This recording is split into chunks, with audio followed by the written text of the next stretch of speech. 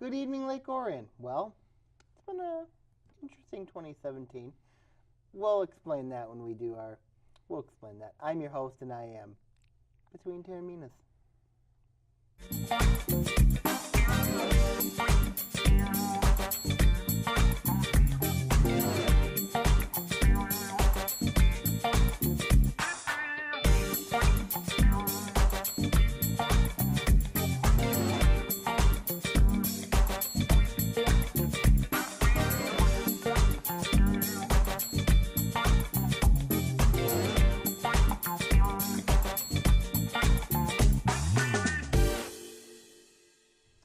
Yes, indeed, it's Between Taorminas. I'm your host, Anthony Taormina, here with my brother Sammy this week. Sammy, how you doing? Hanging in there.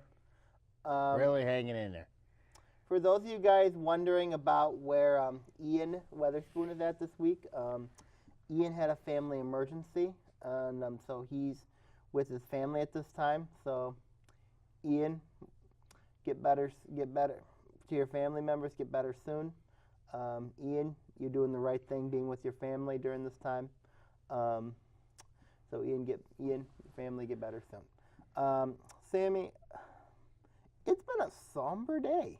Yes, it has. It really, really has. Ian Weatherspoon wins our fantasy football championship. It's horrible. He wins the ONTV fantasy football terrible. championship. That's horrible. And his nickname is Bell's Army. That's a horrible that's his name. Team name. So That's a horrible name. You know what that corporatism means. at its finest.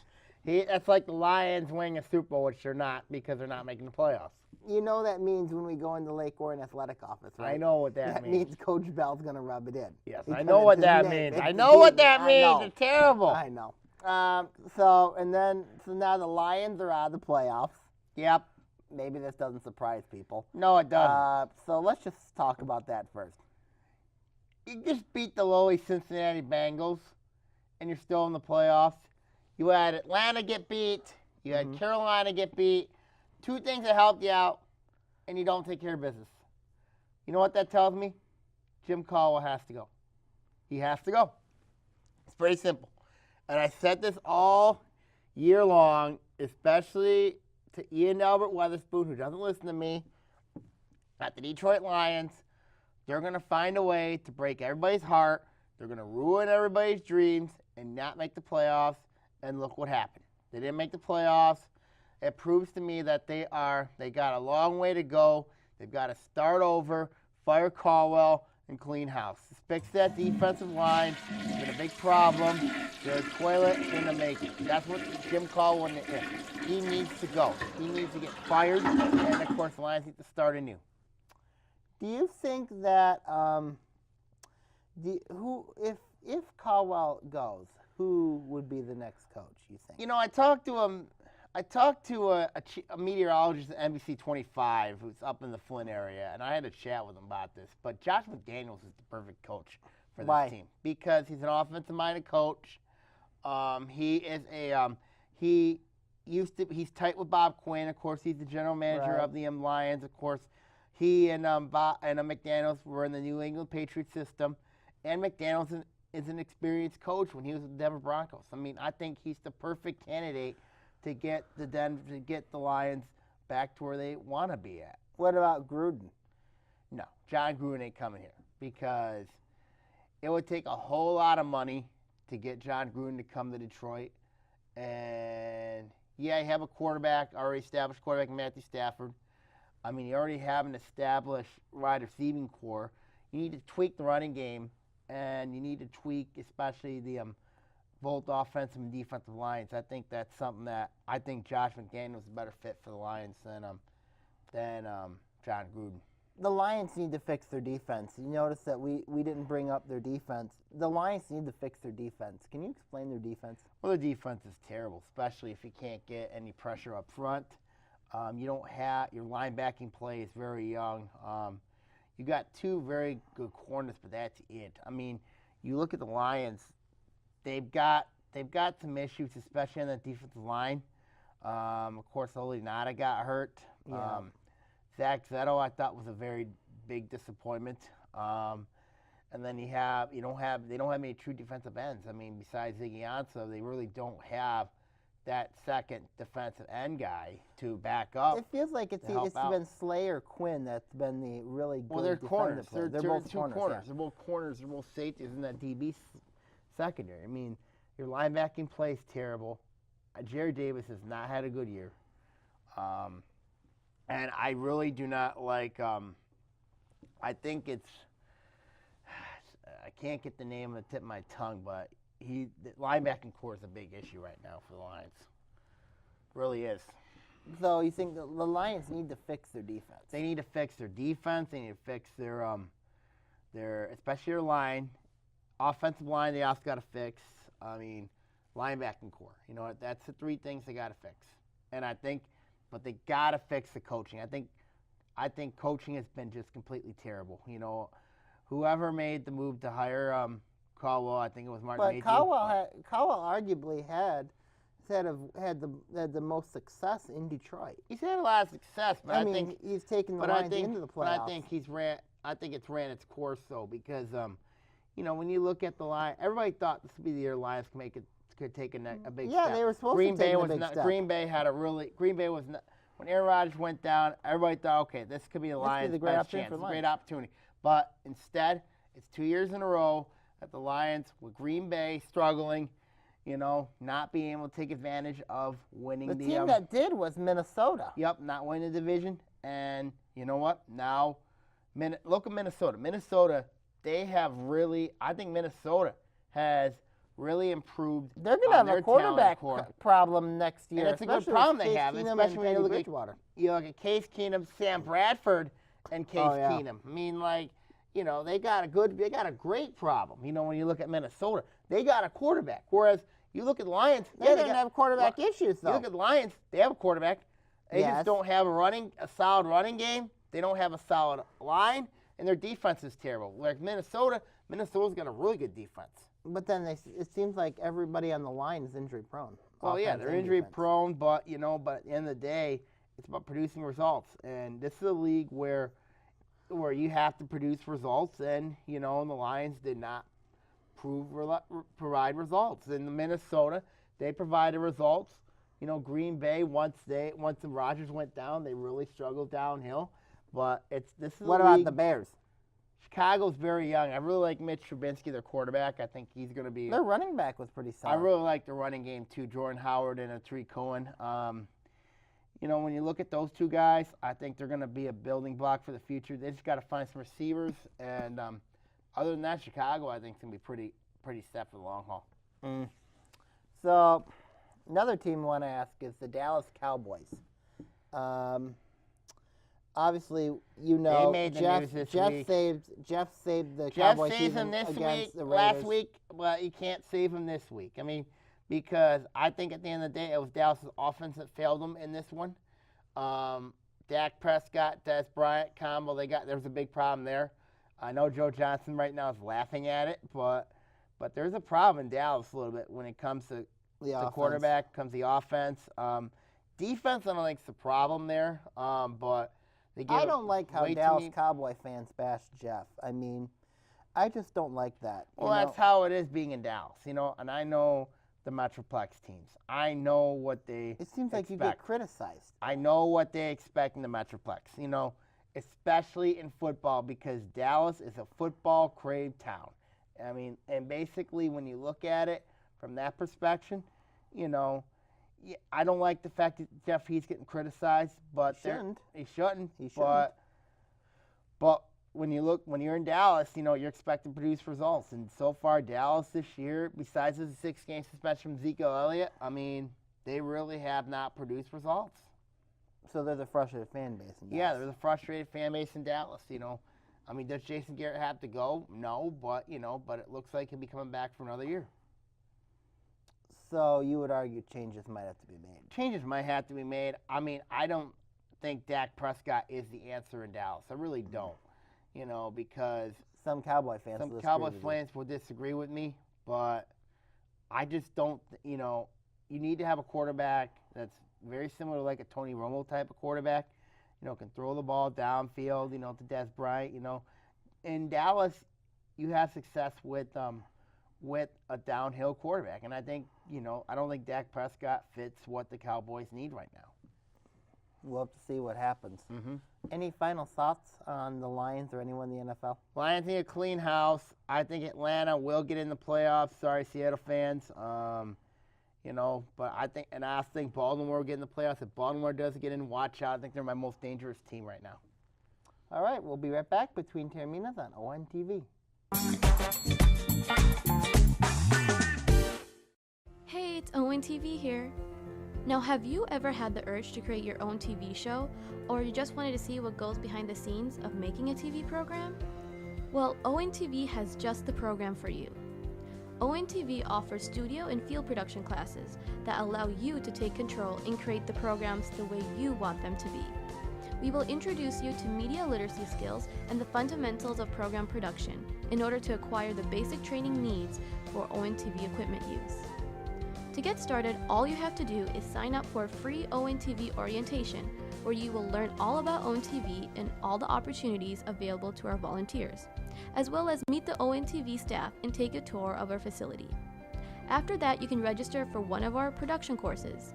Both the studio and field production courses are only $10 for Lake Orion residents and $25 for non-residents.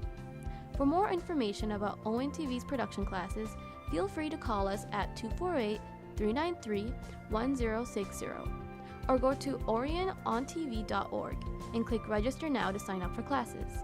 We hope to see you soon.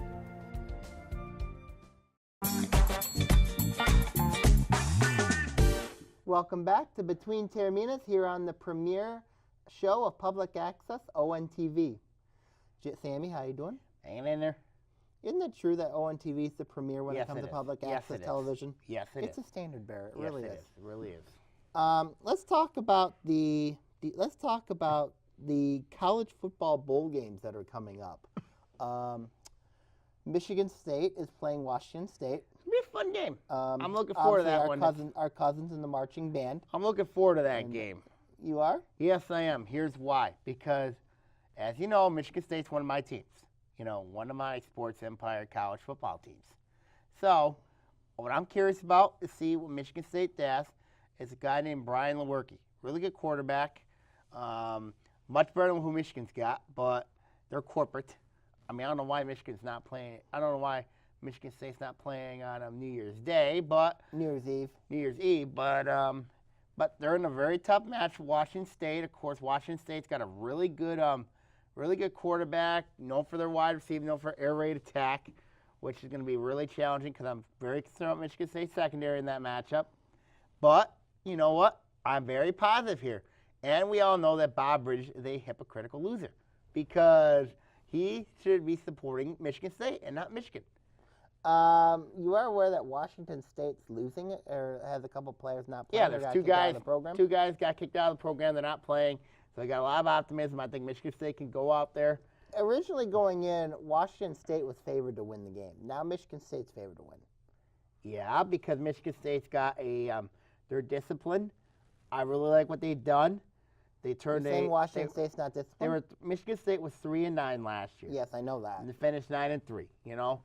I've got a lot of confidence in what Mark D'Antonio's doing. He's had a bounce back year. They beat Michigan. They beat Michigan. Beat Penn State. They should be in a better bowl. They should be playing in a better bowl game than what Michigan got. I think Michigan State got ripped off. We'll talk about Michigan in a little bit. Yeah, but anyway, you and Ian both agree that Michigan. It's going to be a tough. I think it's going to be a tough match for Michigan State against Washington State. Washington State's really improved this year. Had a bounce back year themselves. It'll be a very interesting match between both Michigan State and Washington State. But tough. It'll be tough, but I think Michigan State will win that game over Washington State. It'll be a really tough, tight-knit game. It'll be close, But it'll show. I think Michigan State's more physical than Washington State, and I think they're gonna counteract it playing time of possession football. They got Michigan State can run the ball, whereas Washington State all they do is air raid it. What's your take about Michigan's matchup with South Carolina? They are the most sorriest program in the state. Here's why. In the state? In the country. Because they Why? should not deserve to be in the Outback Bowl against South Carolina. South Carolina is not a good football team. And you look at, I understand what You Will know, Muschamp. Michigan State fans are protesting. I understand not going to I Outback understand what Steakhouses. Will Muschamp has done over there in Columbia, but still, this is a horrible matchup. Because when you look at what has Michigan proven? I mean, they lost to Michigan State. They got killed. They lost to Ohio State. Got slaughtered by Penn State. And then you look at, okay, what is their best win? What is their best win? They haven't even beaten a team with the winning record, for goodness sakes. And you're telling me that they have a better bowl game than Michigan State? That's terrible. Whoever the people in the Outback Bowl should be ashamed of themselves because of what? Because they chose a team that is corporate, bigger money, has more market brand instead of a team that beat Michigan twice, beat Michigan 8 of the last 10 years, and beat Penn State this year. Penn State's legit.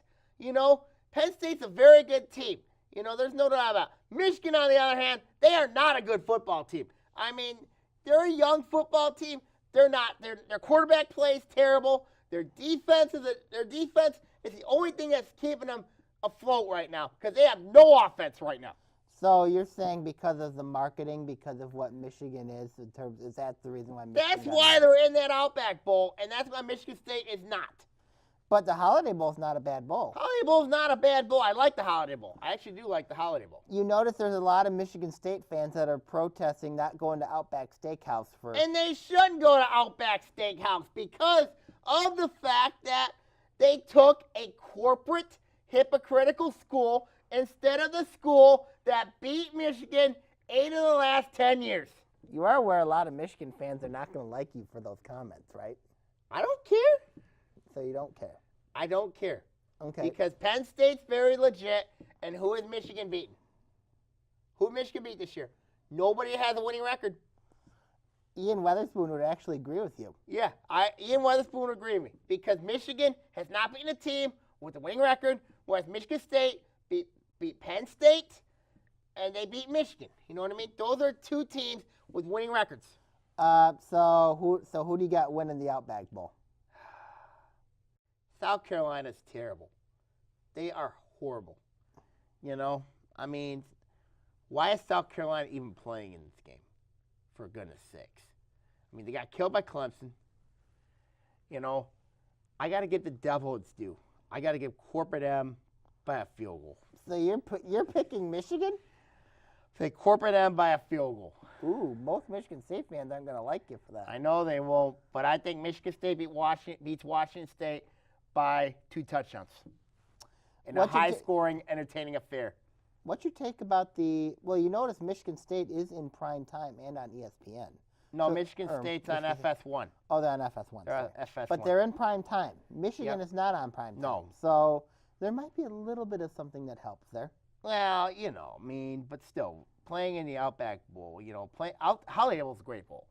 I love the Holiday Bowl, but, they should have been playing in the Outback Bowl. What's your take on the other Big Ten teams playing in bowls? Iowa going up. That'll be an interesting matchup. I think Purdue, Arizona is a game I'm keeping an eye on because Rich Rodriguez taking on Jeff Brom. Mm-hmm. Northwestern in their bowl game, I'm curious to see how they do. Wisconsin, against Miami, that's a very interesting matchup. That's an interesting matchup. And then, of course, you have Ohio State. And their bowl game. They're in the Fiesta Bowl. Yep. I think that'll be a very interesting matchup to see what happens there. Penn State, I like Penn State's team a lot. I like James Franklin, Saquon Barkley. The running back, very good and they have a very good quarterback as well.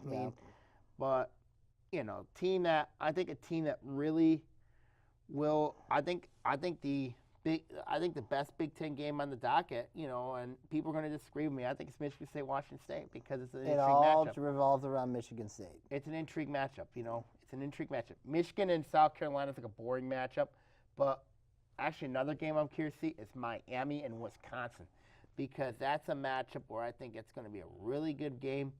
It'd be very interesting to see. I like Iowa I think Iowa's playing Boston College, I believe, in the Pinstripe Bowl. That'll be a good matchup. A lot of good bowl games involved in the Big Ten. Right. Purdue, Arizona, actually, it's got my most attention, most intriguing matchup because it involves Rich Rodriguez. Of course, I would think that Rich Rodriguez has really revived his career since he went to Arizona. He had a really good year at West Virginia. Then, of course, the disastrous years at Michigan.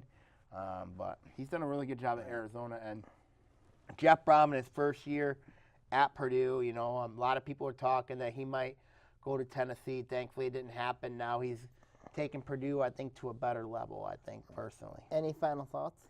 I think it's really interesting to see what happens, but I'm curious to see how Michigan State does against Washington State, coming up. So it'll be a good matchup. All right. We'll be right back with Between Taorminas on the premiere of Public Access ONTV.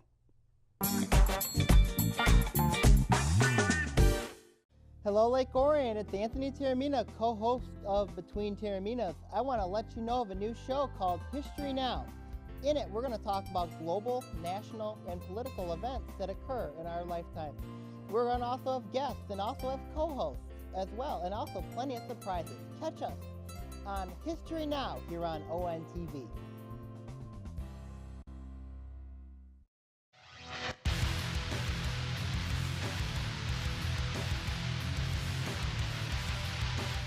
Hello, Oakland County. This is Sammy Taormina talking OA Now. In it, we'll talk various stories ranging from the state to Oakland County teams affecting the OAA. Catch us here on OA Now.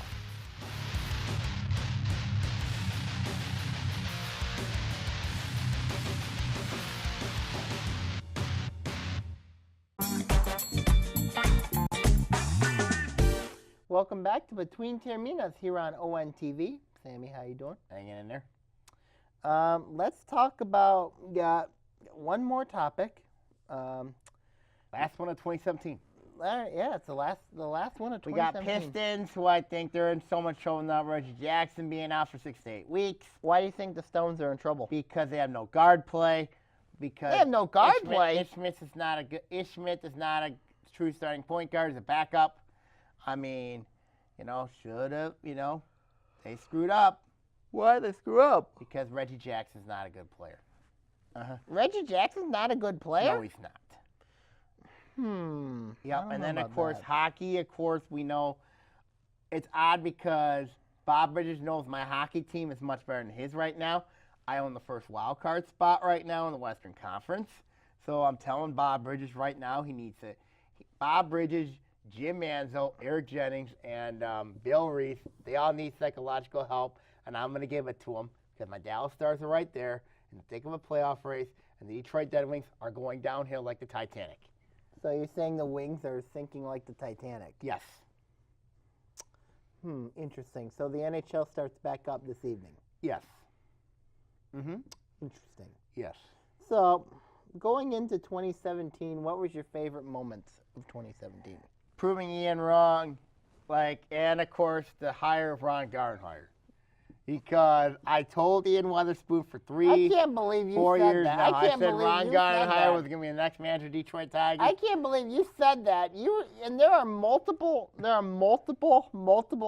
past Between Taorminas episodes where you had said that Ron Gardenhire would be the next coach of the Detroit Tigers, or next skipper of the Detroit Tigers. And I cannot believe you were correct on that. Yep. I mean, how does that happen? How does it happen? Because I know my baseball stuff. Whereas we have Ian Weatherspoon who doesn't know baseball. Because Ian should go to the city of Cleveland, to be honest with you. This is the same guy that told you the Cleveland Cavaliers were going to win the NBA championship. And they did. I mean, you look at what my They didn't win it last year. They didn't win it last year, but they won it 2 years ago. But I'm telling you right now, Ian knows, I know, the city of Cleveland's coming back. Despite the fact the poor Browns are going to finish 0-16. Yeah, the Browns are going to finish 0-16. Despite the fact we didn't talk about that one, I'm shocked. But, we might have to do that next episode. Might have to do it next episode, talk about the Cleveland Browns 0-16 year. I mean, I think that'll be a really nice They don't topic. have paper bags, do they? Yeah, they have paper bags. Oh, they have been wearing the paper bags? I've been hearing they've been wearing paper bags. Oh, but, boy. I think that would be a really good topic for them to go 0-16. So who knows? So, and then also another interesting moment what was your take about the Tigers this year in 2017? They're terrible. They were a joke. I told Ian Weatherspoon this. I told the whole world this. Even Pat Caputo knows it. They're done. They're dead. They're not good next year. They're in the cellar again next year. In the cellar. Yes, they are terrible. Their And farm we had system's a joke. We had Weatherspoon here saying they were going to win the division. They're not going to win the division for about 5 years now. They're not going to win the division for 5 years. They took a step back for 5 years from now. They're not building. They're not building for next year. They're not building for 2 years. They're building for the next 5 years. And that to me is nothing more than a joke. Al Vila should be fired and should go. So, what was your take about the Wings missing the playoffs for the first time? I in was 26 thrilled years? they missed the playoffs. Thrilled, because they deserve to miss the playoffs. They are not good. They're not good. They ain't going to be good for years now. They have a terrible general manager, Ken Holland. He's got to get fired. You think? What if they bring in Steve Yzerman? If they bring in Steve Yzerman, I think it'll be a great hire. I mean, he's going to have a really tough project, though, in Detroit. He could do it though. He could do it, yes, but it'll be very interesting because I know he's got a home in Detroit. There's a lot of calls for calls. Wings organization to bring in. There's a lot of calls for him to come back to Detroit, and I think he'll come back eventually. I'd be shocked if he comes back as GM. Little Caesars Arena. What's your take about Little Caesars Arena? I've been in that arena, nice arena. I mean, we were there when Oakland nice played arena. Michigan State It's a and nice Michigan arena. Detroit Mercy. It's a nice arena. It Really is. nice It arena. really is. You know, You think they did a great job with it? I think they got to improve on the seats a little bit more. I mean, especially if you're a big guy, you know what I mean, like where With your knees and with your everything knees like and that. everything like that. Yes. Oh, I thought it was pretty nice.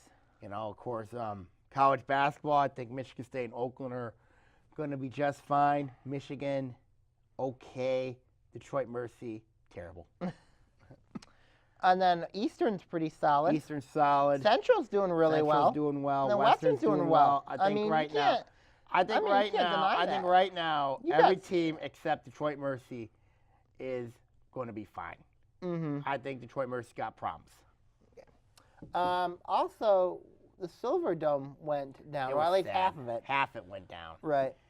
And I don't What's your know what take they're going to about do with the that? Palace. Sad to see them go down. I don't want to see them demolish a palace, It would be especially because terrible. it's a newer It's building. a newer building. I mean, yeah, it's in the 80s, but I mean, still, it's a newer building. It's like and they just put they money just in put there. in millions of dollars into it. I think Tom Gores, he's an idiot in my opinion. I think he is an idiot.